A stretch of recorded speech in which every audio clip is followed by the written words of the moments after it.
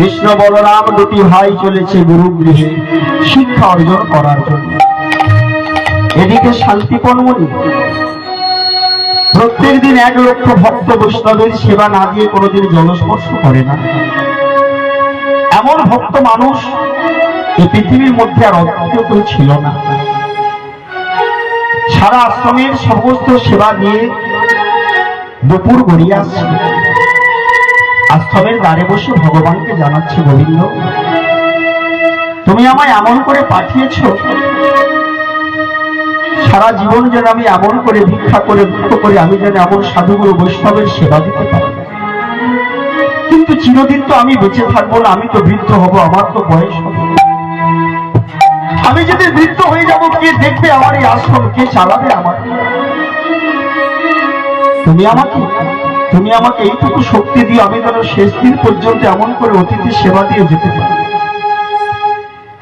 নয়ন জলে বুক ভাসি আশ্রমে বসে বসে একাধারে সন্দীপনমণি ভগবানকে জানাচ্ছে, ওগো মঙ্গলময় প্রভু শ্রী মধুসূদন, চরণে জানাই নিবেদন, চরণে জানাই নিবেদন। মঙ্গলময় প্রভু শ্রী মধুসূদন, চরণে জানাই নিবেদন, চরণে জানাই নিবেদন। মঙ্গলময় প্রভু শ্রী মধুসূদন, চরণে জানাই নিবেদন, চরণে জানাই নিবেদন। মঙ্গলময় প্রভু শ্রী মধুসূদন, চরণে জানাই নিবেদন, চরণে জানাই নিবেদন। তুমি যে কাঙালের হরি দীনবন্ধু রাসবিহারী, তুমি যে কাঙালের হরি দীনবন্ধু রাসবিহারী, তুমি যে কাঙালের হরি দীনবন্ধু রাসবিহারী, তুমি যে কাঙালের হরি দীনবন্ধু রাসবিহারী, অপধরা মন প্রাণ করুণা ভরা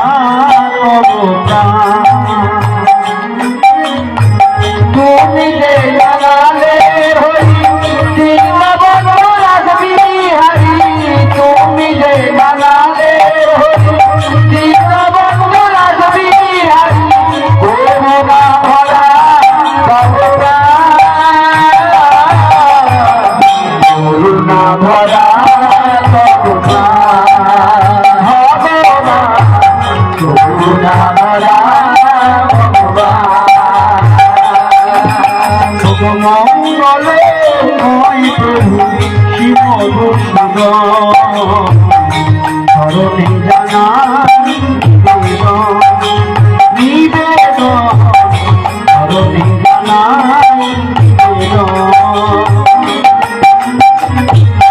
মঙ্গলময় প্রভু শ্রী মধুসূদন, চরণে জানাই নিবেদন, চরণে জানাই নিবেদন। দয়াময় হরি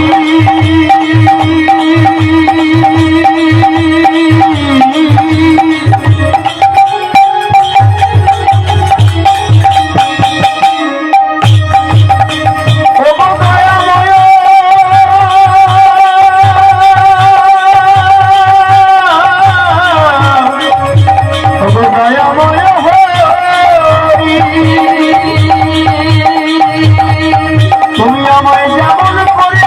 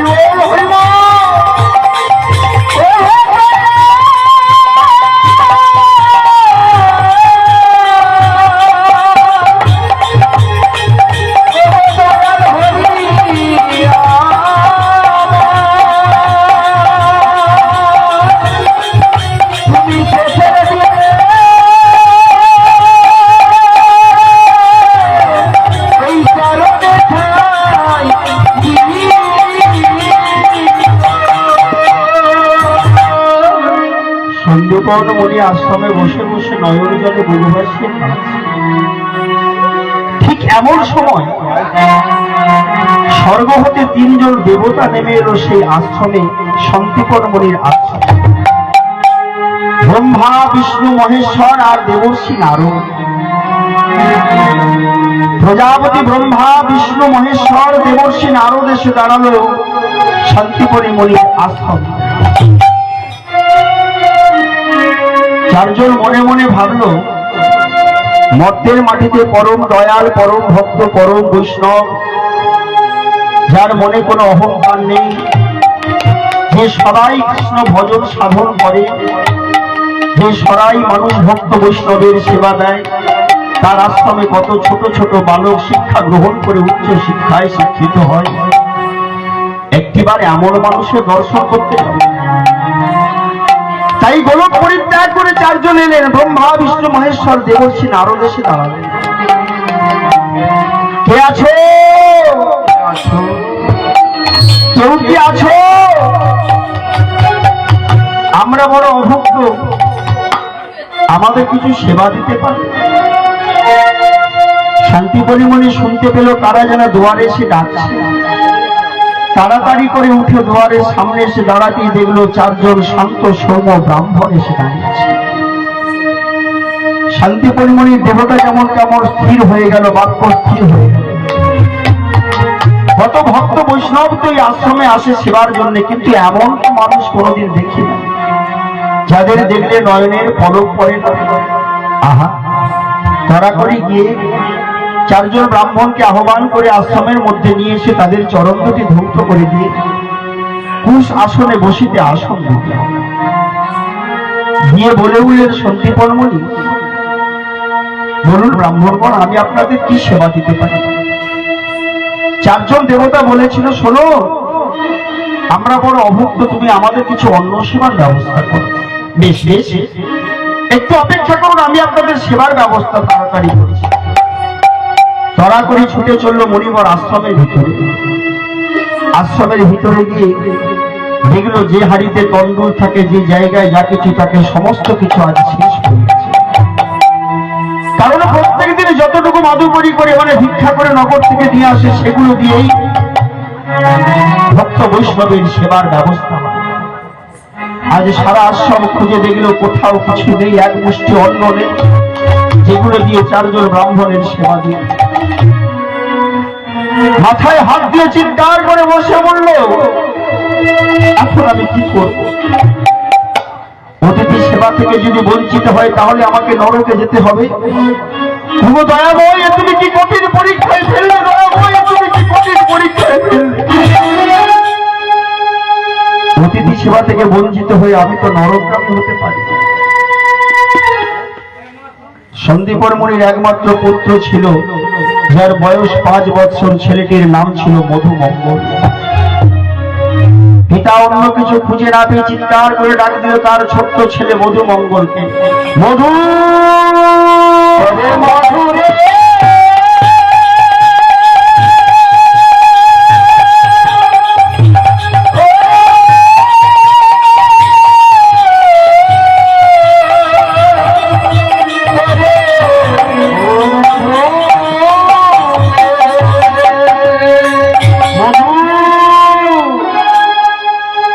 ছোট ছেলেটা পাড়ার কিছু ছেলেদের সঙ্গে খেলা করছিল। বাবার ডাক শুনে ছুটে এসে দাঁড়ালো বাবার কাছে। বাবা, আমায় ডাকছো?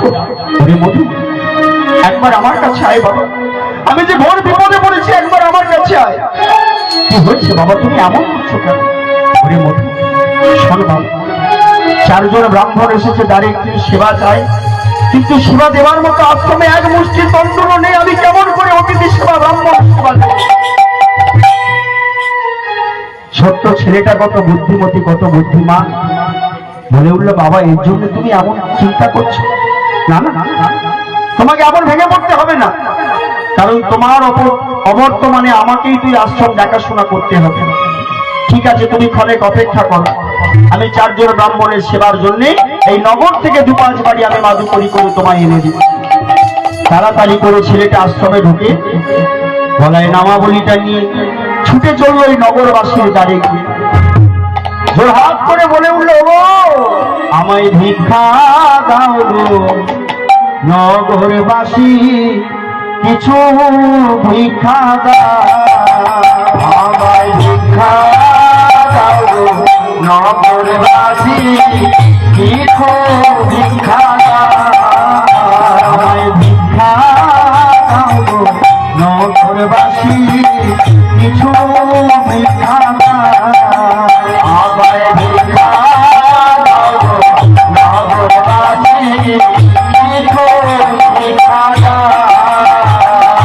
আমি নিজের জন্য চাইছি না গো ঘরের শ্যামরা, আমি নিজের জন্য চাইছি না গো ঘরের শ্যামরা, আমি নিজের জন্য চাইছি না গো ঘরের শ্যামরা, আমি নিজের জন্য চাইছি না গো ঘরের শ্যামরা, আমার ভিক্ষা দাও গো নগরবাসী, কিছু ভিক্ষা দাও, আমার ভিক্ষা দাও গো নগরবাসী, কিছু ভিক্ষা দাও, আমার ভিক্ষা দাও গো নগরবাসী, কিছু ভিক্ষা দাও, আমার ভিক্ষা দাও গো নগরবাসী, কিছু ভিক্ষা দাও। তাহলে ভক্তমন্ডলী, ভক্তিমতী মায়ের এখানে যারা বিজ্ঞ জ্ঞানী আছেন, এক্ষুনি মনে মনে হয়তো আপনারা বলবেন যে বাবা তুমি তো এইমাত্র বলে ঘরে 4 জন অতিথি সেবা দেবে, তার জন্য ভিক্ষা করতে এসেছি, তাহলে এসে তুমি বলছো কেন ঘরে আছে শ্যামরাই, কিছু ভিক্ষা দাও? তাহলে তুমি মানুষগুলোকে খাওয়াবে, ভগবানকে মিথ্যে কথা সাজাচ্ছ না, তাকে মিথ্যে কথা বলছো কেন? একটা কথা তাহলে মনে করে দিই মায়েদের, এই জগৎ সংসারে এখনো কোনো ভিখারি, কোনো বৈষ্ণব কেউ আছে যে ঘরে গিয়ে কেউ পাড়ায় গিয়ে বলেছে মা আমি খাবো দাও? কেউ বলেছে? গিয়ে কি বলে হরি বল মা দুটো ভিক্ষা দাও? তাহলে হরির নাম করে নিয়ে এসে, একটা কথা আছে অনেকে আমাদেরকে টিটকারি করে যে পীর কামাচ্ছে আর ফকির খাচ্ছে, কথাটা সত্যি তাই। তাহলে ভাগবত এটা আজকের কথা নয়, এই কথাটা আজকের নয়। তাহলে যার নাম করে নিয়ে আসিস তাকে দিই না, সেগুলো আমরা সেবা করি, অতিথি সেবা করি। তাহলে জীবে প্রেম করে যেজন সেজন ঈশ্বর। তাহলে আমাদের মধ্যেই ভগবান আছেন। এর প্রথমটা গোড়াটা বলতে গেলে অনেকখানি সময় যাবে। তাহলে আগে হরির নাম করতে হবে, ভগবানের নাম করে নিয়ে এসে তারপর তুমি জগৎ সংসারে সেবা করো। কিন্তু এই জগতে কিছু ভিক্ষারী মানুষ আছে বাবা, তারা শুধু নিজেরটাই করে। কিন্তু শান্তি পরমণি আগে যে ভিক্ষা করে নিয়ে আসতো, আগে তার অতিথি সেবা দিত না, বৈষ্ণব সেবা দিত না। আগে সেগুলোকে রন্ধন করে আগে প্রসাদ করতো তার গোপালের কাছে, আগে তার আশ্রমে দেবতার কাছে প্রসাদ করে সেই উচ্ছিষ্ট প্রসাদ ভক্ত বৈষ্ণবদের সেবা দিত। তা না হলে একটা কথা মনে পড়ে, একটা মানুষ ভিক্ষা করে 1 লক্ষ মানুষের সেবা দিতে পারবে একদিনে? প্রত্যেকদিন দেওয়া সম্ভব? তাহলে ভগবানের অসীম কৃপা, অসীম করুণা, তার আশীর্বাদ যদি না থাকে, একটা বৃদ্ধ মানুষ সারা গ্রামে যতটুকু নিয়ে এসে আগে সেটাকে রন্ধন করে গোবিন্দের কাছে প্রসাদ করে যখন ভক্ত বৈষ্ণবের সেবা দেয়, তখন 1,50,000 60,000 হয়ে যায়, সব পরিপূর্ণ হয়ে সমান ভাবে হয়। আচ্ছা বাবা, তার জন্য একটা প্রথা আমাদের আছে না? বিয়ে বাড়ি অনুষ্ঠানেও যাই হোক, আগে একটা ঘট বসাতে হয় না ভাড়ার ঘরে? কেন? ঘরটা বসালে সব হয়ে যাবে রান্না বান্না না করে? কলিকালের মানুষের সে বিশ্বাসটা হারিয়ে গেছে। এটা শুধু এখন শুধুমাত্র উপলক্ষ থাকে। তুমি একবার 10 জনের রান্না করে 100 জনকে নিমন্ত্রণ করে ঘরটা বসাবে দেখিনি? সে মারবে, বাকি 90 জন তোমাকে মারতে মারতে ঘর চলে যাবে। কারণ সে ভক্তি কলির মানুষের নেই, খালি যুগ যুগ ধরে হয়ে আসছে। ভাড়ার ঘরে একটা ঘর বসাতে আগে ফর্দ হয়ে গেছে 450 লোক, 850 পিস মাছ, ওই 1000 পিস রসগোল্লা নিয়ে 150 বেশি থাক।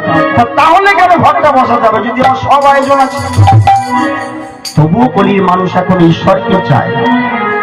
হে গোবিন্দ, হে মা অন্নপূর্ণা, যতটুকু আয়োজন হয়েছে আমার ঘরে আমন্ত্রণ অতিথি যতজন আসবে সবার যেন পরিপূর্ণ সমান হয়ে, আমার একটু বেশি হোক যেন কম না পড়ে কারো কাছে মাথা নিচু করতে হয়।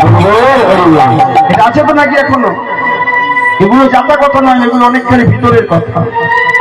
তাই আজ যেই না গিয়ে দাঁড়িয়েছে, একজন ব্রজবাসী কপাটটা খুলে দেখছে, এই দুপুর বেলায় কে আবার এলো। দেখলো একটা ছোট্ট ছেলে গলায় একটা নামাবলি দিয়ে হাত পেতে দাঁড়িয়ে আছে, আমায় কিছু ভিক্ষা দাও। এই শোন শোন, তোকে যেন একটু চেনা চেনা লাগছে। তুই ওই আশ্রমে থাকিস, ওই গুরুদেবের ছেলে না মণিবরের ছেলে? হ্যাঁ গো। এই তো তোর বাবা সকালে ভিক্ষা করে নিয়ে গেল, আবার তুই দুপুর বেলায় এসেছিস। বলি তোদের ধান্দাটা তো ভালোই জুড়েছিস, সকালে বাবাকে দেবো, দুপুরে ছেলেকে দেবো, তারপরে তোর মা আসবে, আরো 4টে ভাই আসবে। দূর হয়ে যায় এখান থেকে। কথাটা সত্যিকারের মানুষ। আমাদের মতো মানুষের ঘরে যদি 1-2 ভিখারি আসে, তাহলে আমাদের যে অর্থ, যে উপার্জন আমরা করি, তা থেকে দেওয়া যায়। কিন্তু সারাদিনে 50 জন ভিখারি এলে কিন্তু তাদের ভিক্ষা কেউ দেবে না। এখন আমার ভিখারিদের নিয়ম আছে, 5 টাকা 10 টাকার কমে নেবে না। চাল কেউ বইতে চায় না, বলছে রেশনের চালও পাওয়া যাবে না। 10 কেজি হলে আমি কত নিয়ে ব্যাগে করে বইব, হাত ব্যথা হয়ে যাবে। তাহলে আমাকে যা দেবে নোটে নোটে দাও। তাহলে 10টা করে যদি 100 ঘর দেয়, তার হয়ে যাবে 50 ঘর দিলে 500 হয়ে যাবে, রোজ পূরণটা হয়ে যাবে। এবার একটা কথা আমার ভেবে দেখবে, এই জগতে সবাই ভাবে হয়তো 10 টাকা দিয়ে আমি পুণ্য অর্জন করে ফেললাম। কেন? সারা জীবন ভিখারিকে ভিক্ষা দিয়ে বলেছে নাকি অতিথি সেবা ভিখারিকে কোনোদিন ফেরাবে নাই। হরিনামের দলগুলি বলে গেছে, হরিনামের দলগুলি বলে গেছে। তাহলে কোন বৈষ্ণবের হাতে ভিক্ষা দিতে হয়, কোন ভক্তের হাতে ভিক্ষা দিতে হয়, কোন অতিথিকে সেবা দিতে হয়? সারাদিন ঘুরে ঘুরে এসে 500-700 হলো। এবার তোমাকে বলি মা, সকাল থেকে যদি বলি হরাল দিয়ে হয়ে সীতাপুর দিয়ে পিয়ারাপুর দিয়ে ঘুরে ঘুরে এসো, একটা লোক যদি ঘুরে, তার দাম না হাঁটু যন্ত্রণা হবে তো নাকি? হতে পারে তো নাকি? যদি হেঁটে ঘুরতে হয়, তাহলে সন্ধ্যেবেলার ওষুধ কি জানো?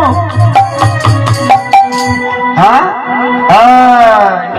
700 হয়েছে, 120 টাকার কান্টি যদি নিই, ব্যথা নিরাময় হয়ে যাবে। সকালে আবার বেরোতে হবে। আর আমাদের মতো মানুষ মাঠে ঘাটে পরিশ্রম করেছে, কি বলি, কইব একটু তেল গরম করে দাও না, আজ মাটি দিয়ে এসেছি, কালকে আবার তো মাটি দিতে যেতে হবে, পাটা একটু দাও না ঘষে। এই একটা অমর ঔষধ মা। যদি সর্ষের তেল গরম করে পায়ে হাতে একটু মেখে নাও, পরের দিন সব ব্যথা নিরাময় হয়ে যায়। কিন্তু এটা সবার পোষায় না। বলে দূর ওসব গরম গরম, তার থেকে একটা ছোট নিয়ে এলাম বাবু, টেনে দিলুম, ব্যথা মরে গেল, সকালে আবার বেরোতে হবে। এবার বলে যাই মা, যে যে মানুষগুলো তাকে ভিক্ষা দিয়েছিলে, যে মানুষগুলো তাকে ভিক্ষা দিয়েছিলে, যে পয়সাটা 10টা করে টাকা তো সবার নয়, অনেক আলাদা আলাদা আছে। যার ভাগের টাকাটা তার হাতে পড়লো এই মদের দোকানে, মানে সুরার দোকানে, এটা আমার কথা নয় মা, এটা হচ্ছে শ্যামসুন্দর প্রভু যিনি বলেন, ওনার কথা। ওনারটা তুলে ধরে বলছি, স্বাস্থ্য ছাড়া উনি কথা বলেন না। তাহলে ওই এতগুলো 10 টাকার নোটের মধ্যে যার যার গুলো হাতে উঠলো 160 টাকা পড়বে, সেই যার যার 16 জনের পড়লো, যেটা ওইখানে গেল, সেই 16 জন মানুষকে ওই ভিখারি পূর্ব জন্মের কর্মফল, যার জন্য ভিক্ষা করে খেতে হচ্ছে, তার জীবনের সকল পাপ পাপের এক অংশ 16 জনকে ভাগ করে নিতে হবে। দান দান এত সহজ কথা নয় রে বাপ। যেখানে সেখানে দিয়ে দিলে চলবে না। একটা কথা বলে, দানা বলে মুক্ত ছড়িয়ে লাভ নেই, কথাটা সত্যি তাই। দানা বলে চাপা পড়ে যাবে, তো মুক্ত জ্যোতিকে দেবে। তাহলে ভিক্ষা যার তারাতে দিতে নেই। তাহলে ভক্ত বৈষ্ণব চেনা যায়, কাদের চেনা যায়? আছে মা, এখনো তেমন ভক্ত বৈষ্ণব আছে যাদের দেখলে মনে হয়, যারা ঘরে সারা জীবন গোবিন্দকে কিছু দিতে পারুনি, সেই বৈষ্ণবের হাতে যদি 10টা টাকা দাও, যে বৈষ্ণব ঘরে নিয়ে গিয়ে আগে আতপ চাল কিনে তাতে একটু আলু দিয়ে মাটির মালসায় রন্ধন করে আগে তার গোবিন্দকে তলায় কলা পাতায় করে দিয়ে বলে, হে গোবিন্দ, এই জীবনে আমি তোমায় কিছু দিতে পারিনি, আমি তোমার জন্য যার কাছে যাই, যারা দেয় তারা তোমাকে দিয়েছে, তুমি কিছু করো না করো, অন্তত তাদের ভালো করো, আমার করতে হবে, কারণ এটা আমার কর্মের ফল, আমাকে জীবনে ভিক্ষা করেই খেতে হবে। তুমি তাদের মঙ্গল করো, আর তাদের মঙ্গল করলেই আমি তাদের দ্বারে গেলে তারা আমায় 1 মুঠো জায়গায় 2 মুঠো দেবে। তাহলে আজ মধুমঙ্গল তাই চলেছে। যেই না বলছে, তাহলে 1বার 2বার যদি আসে বাবা ছেলে, বললো দূর হয়ে যা, সেখান থেকে আর এক বাড়ি গেল, তারও একই কথা। সকালে তোর বাবা এসেছে, আবার দুপুরে এসেছিস, দূর হয়ে যায় এখান থেকে। 5 বাড়ি 7 বাড়ি ঘুরে ছেলেটা কাঁদতে কাঁদতে ঘরের দিকে ফিরে আসছে। ভাবছে ঘরের দিকে ফিরে গেলে তো হবে না, যেমন করে হোক আমাকে 5 মুষ্টি চাল তো গ্রহণ করে নিয়ে যেতেই হবে, তাহলে কি হবে। এদিকে বাবা বড় চঞ্চল হয়ে পড়লো, ছেলেটা কখন গেছে এখনো ফিরে এলেন। অতিথি সেবা থেকে বঞ্চিত হয়ে যাবো, অতিথি বড় কৃত হয়ে যাচ্ছে। হঠাৎ ছেলেটার মনে পড়ে গেল যমুনা পেরিয়ে ওপারে গেলেই বৃন্দাবন, শুনেছি নাকি বৃন্দাবনে কেউ অভুক্ত থাকে না, তাহলে একবারে বৃন্দাবনে গিয়ে দেখি, যদিও কিছু মিললেও মিলতে পারে। তাই ছোট্ট ছেলেটা আজ যমুনা পার হয়ে আজ বৃন্দাবনে গিয়ে দাঁড়িয়েছে। বৃন্দাবনে ব্রজবাসী মায়েদের কাছে গিয়ে বলছে, আমায় দুটো ভিক্ষা দাও। সে রাস্তায় হাত বাড়িয়ে কাটে, তাকে পাশের লোক পিছন দিয়ে চলে যায়। কারণ বৃন্দাবনে একটা নিয়ম আছে, যেখানে রাধারানীর নাম করলে বৃন্দাবনেশ্বরী, তার নাম করলে 1 গ্লাস জলও তুমি খেতে পাবে না, যদি নাম না করতে পারো, ভিক্ষা তো দূরের কথা। তাই তার মনে পড়ে গেল, তাই ভালো করে নামাবলিটা মাথায় বেঁধে নিয়ে আজ মনের আনন্দে সেই দুহাত বাড়িয়ে ব্রজবাসীর দ্বারে গিয়ে বলতে লাগলো, রাধারানীর নাম করতে লাগলো,